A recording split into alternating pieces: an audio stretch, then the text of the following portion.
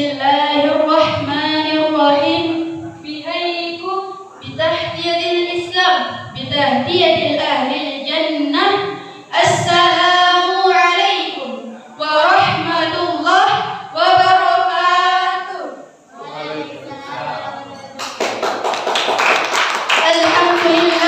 Alhamdulillahilladzi ja'al kalama lil kitabah wal kitaba lil qira'ah wal qira'ah lil ma'rifah wal ma'rifah lil ibadah wal ibadah lillahi ta'ala. Assalatu wassalamu ala sayyidil wujud wal habibi yamud Muhammadin sallallahu alaihi wasallam wa ala alihi wa sahbihi wa man tabi'ahu ila yaumin ba'dal maut. Pertama-tama dan yang paling utama, marilah kita memanjatkan puja dan puji syukur kita atas kehadiran Allah Subhanahu wa taala, atas berkat limpahan rahmat dan hidayahnya, sehingga kita masih dapat berkumpul di tempat yang insyaallah penuh mubarakah ini dalam keadaan sehat walafiat. Salawat dan salam kita kirimkan kepada pemuda padang pasir yang senantiasa turun ke persada bumi ini, di mana untuk menggulung tikar-tikar kebatilan, menebarkan panji-panji kebenaran, dan alhamdulillah Islam masih berada di atas Al-Quran dan hadis, tiada lain tiada bukan Habibana wa Nabiyyana Muhammad sallallahu alaihi wasallam.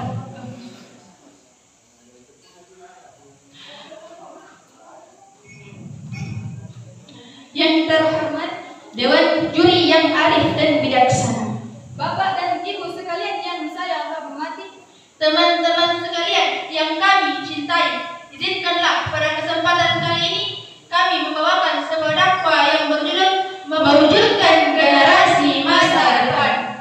Ma'asyiral muslimin rahimakumullah. Terpampang nyata di hadapan kita antara harapan dan tantangan. Harapannya, kita menyaksikan kebangkitan Islam sedang berjalan, di mana masjid-masjid semakin makmur dan lembaga-lembaga dakwah pun semakin menjamur. Di mana lembaga-lembaga dakwah pun semakin menjamur. Ma'asyiral muslimin rahimakumullah. Ma'asyiral muslimin rahimakumullah. Namun tantangan yang sedang kita hadapi sekarang ini adalah masuknya budaya-budaya barat ke dalam kehidupan Islam. Entah itu melalui media televisi, media komunikasi, media internet, media komputer, dan lain sebagainya. Yang ternyata semua itu membawa dampak yang buruk. Seperti yang dikatakan oleh Dr. Ferdinand William bahwasanya salah satu dampak media komunikasi adalah berubahnya kultur sebuah masyarakat. Kita tidak perlu khawatir apabila perubahan ini membawa kepada dampak-dampak yang positif. Namun sangat disayangkan, sangat memprihatinkan, karena dampak ini cenderung membawa kepada dampak yang negatif. Contohnya adalah banyak dari generasi kita yang tidak terkecuali anak muda yang banyak terjerumus ke dalam lingkungan mabuk-mabukan, perzinahan, narkoba, dan lain sebagainya. Disebabkan karena apa? Karena kurangnya kesadaran diri. Makanya jangan heran apabila dari hari ke hari, waktu demi waktu, bangsa ini semakin dekat kepada kehancuran. Tidak ada yang dapat menolong, tidak ada yang diharapkan yang dapat menolong bangsa ini terkecuali generasi muda. Namun tantangan dan cobaan generasi muda pun semakin berat dan semakin besar. Mengingat pentingnya peran generasi muda di dalam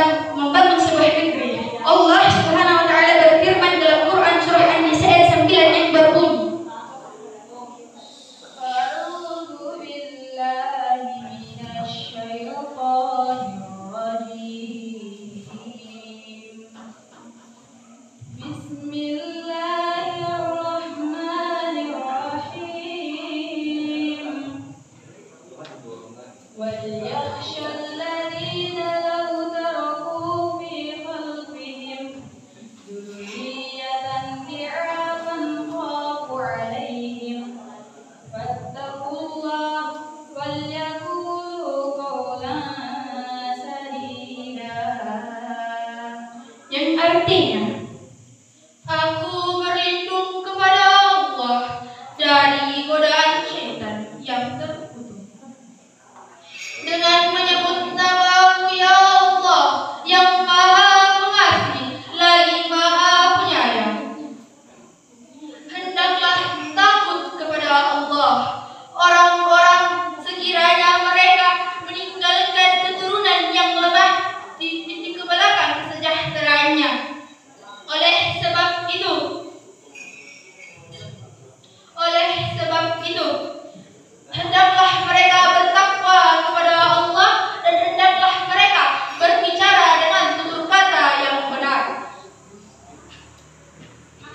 Ma'asyiral muslimin rahimakumullah.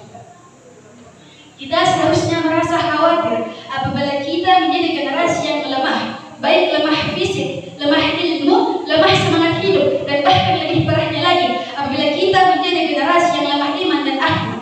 Mengapa? Karena hal ini bisa menjadi racun dalam kehidupan kita. Apabila hal ini benar-benar terjadi, apabila lemah iman dan lemah akhlak ini benar-benar terjadi, maka bukannya kita menjadi generasi pelopor-pelopor pembangunan, justru kita menjadi generasi justru kita menjadi virus-virus penghambat dan penghancur pembangunan. Na'udzubillah tsumma na'udzubillah min dzalik.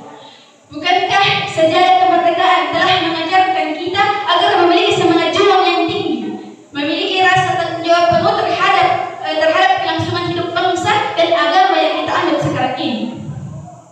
Bukankah dalam maqalah disebutkan syubbanul yawm rijalul ghad, pemuda hari ini adalah pemimpin di masa yang akan datang. Oleh karenanya, agar tercipta negara Indonesia yang aman, tentram dan makmur serta mewujudkan masyarakat yang agamis, marilah kita wujudkan dan lakukan 3 hal berikut ini. Yang pertama, disiplin. Generasi yang unggul dan berkualitas harus memiliki kedisiplinan yang tinggi, rajin bekerja dan gemar beramal. Semua itu untuk menyongsong masa depan yang cerah dan indah. Namun sebaliknya, jika kita malas, maka tunggu saja masa depan yang suram dan mengenaskan. Ma'asyiral muslimin rahimakumullah. Makanya kenapa orang yang malas, manusia pemalas, tidak akan merasakan manisnya madu, tapi akan tenggelam ke dalam pahitnya empedu. Tiada bahagia tanpa lembah penderitaan, tiada perjuangan tanpa pengorbanan, dan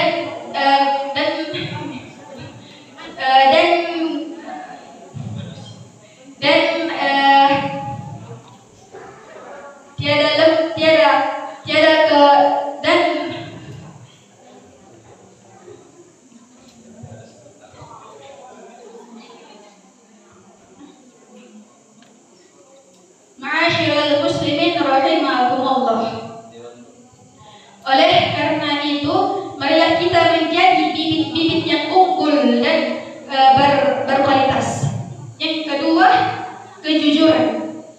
Kejujuran merupakan salah satu ciri generasi muda yang unggul. Kejujuran bukan hanya jujur terhadap orang lain, tetapi yang lebih penting adalah jujur terhadap diri sendiri dan bekerja sama yang baik agar tercipta pribadi yang tangguh, kukuh, dan utuh. Yang ketiga, ulet. Generasi muda yang unggul dan tidak pernah berputus asa dan selalu ulet sesuai dengan skill dan profesinya. Mereka berusaha teguh sampai akhirnya membawanya kepada dedikasi yang tinggi terhadap pekerjaan yang lebih baik dan berkualitas. Ma'asyiral muslimin rahimakumullah. Sebagaimana dalam firman-Nya Allah Subhanahu wa taala Quran surah Yusuf ayat 87 yang berbunyi, wala tayasu min dunillah innahu la ya'asu min dunillah illal qawmul kafirun. yang artinya, janganlah kamu berputus asa dari rahmat Allah. Sesungguhnya orang-orang yang berputus asa dari rahmat Allah hanyalah orang-orang yang kafir. Maha benar Dari ayat di atas dapat kita ambil kesimpulan, dapat kita simpulkan bahwasanya putus asa dalam berbagai aspek kehidupan sangatlah dilarang dalam agama. Mengapa? Karena sifat putus asa adalah sifatnya orang-orang kafir. Ma'asyiral muslimin rahimakumullah. Melalui mimbar ini kami ingin menghimbau para generasi muda, calon-calon para pemimpin, mari kita sing-singkan lengan kita, mari kita sing-singkan dengan baju kita langkahkan kaki kita untuk menata masa depan yang cemerlang. Bagaimana cara menata masa depan yang cemerlang? Dengan 5 potensi ini. Yang pertama, olah rasa agar iman melekat, olah rasio agar ilmu meningkat, olahraga agar badan sehat, olah usaha agar ekonomi meningkat, dan yang terakhir adalah olah kinerja agar produktivitas berlipat. Dengan adanya tiga unsur dan 5 potensi ini, maka kami yakin generasi muda akan mampu menjadi pelanjut tongkat estafet pembangunan di masa yang akan datang. 3 unsur dan 5 potensi inilah yang dibutuhkan di era globalisasi sekarang ini. Dan pada akhirnya, apabila 3 unsur dan 5 potensi ini telah diaplikasikan, maka kami yakin negara kita yang tercinta ini, negara Indonesia, akan menjadi negara yang adil dan makmur, sebagaimana yang selama ini didambakan. Mungkin cukup sekian yang sempat kami sampaikan. Apabila ada perkataan saya yang benar, maka itu datangnya dari Allah Subhanahu wa Ta'ala, dan apabila ada perkataan kami yang salah, maka itu datangnya dari diri kami pribadi. Sebelum kami tutup, marilah kita mengirimkan sholawat kepada Sang Penolong, Sang Pemberi ketenangan, Sang Pemberi syafaat pada hari kiamat. Semoga kita mendapatkan syafaatnya pada hari kiamat. Allahumma sholli afdalas sholati ala af'ali makhluqatika sayyidina Muhammad wa ala alihi wa sahbihi wa sallim adada makhluqatika sayyidina Muhammad wa ala alihi wa sahbihi